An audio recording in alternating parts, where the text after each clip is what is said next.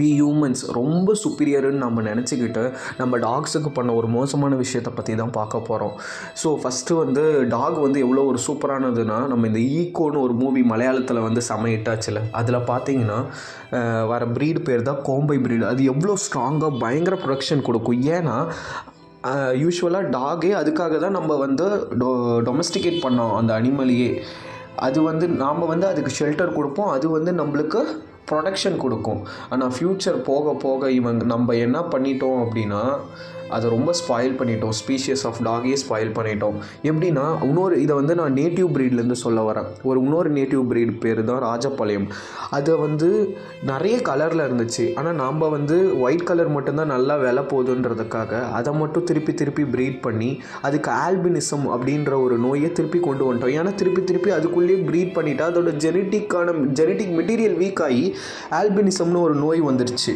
சரி, okay, native breed தான் இப்படி பண்ணிட்டாங்க அப்படின்னா, இதோட ஒரு மோசமான விஷயம் நம்ம என்ன பண்ணியிருக்கோம் அப்படின்னா, நம்ம செல்ஃபிஷ் ரீசனுக்காக நாம் ஒரு ஒன்று அழகாக மாற்றணுன்றதுக்காக டாய் ப்ரீடுன்னு ஒன்று கொண்டு வந்திருக்கோம். டாய் ப்ரீடு அதுக்கு ஒரு எக்ஸாம்பிள் தான் இந்த பக்குன்றது.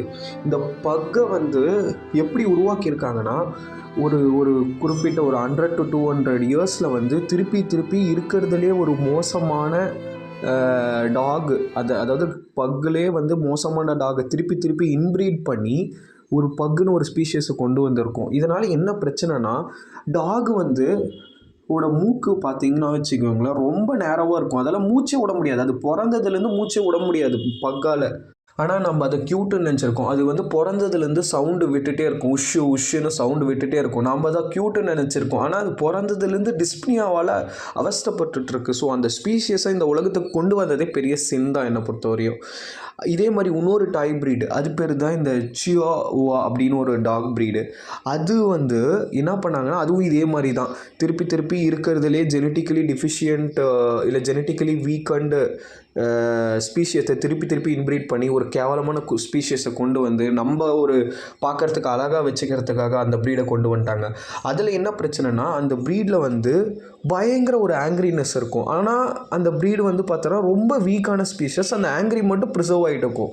ஸோ அதை யாராலையும் வளர்க்கவும் முடியாது. சும்மா அழகுக்காக அதெல்லாம் வளர்த்து அதுலேயும் வந்து மூக்கில் பிரச்சனை, முதுகில் பிரச்சனை, ஏதாவது ஒரு பிரச்சனை வந்துட்டு.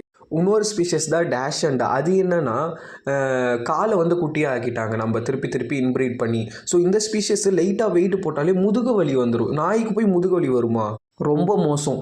ஸோ நான் என்ன சொல்கிறேன்னா, ஏலியன்ஸ் வந்து நம்மளை வந்து சாவடிக்கணும்னு அவசியம் இல்லை. வந்து நம்மளுக்குள்ளேயே ஒரு ஜெனட்டிக்கலாக டிஃபிஷியண்ட்டாக ப்ரீட் பண்ண விட்டால் நாமளே வீக் ஆகிடுவோம்.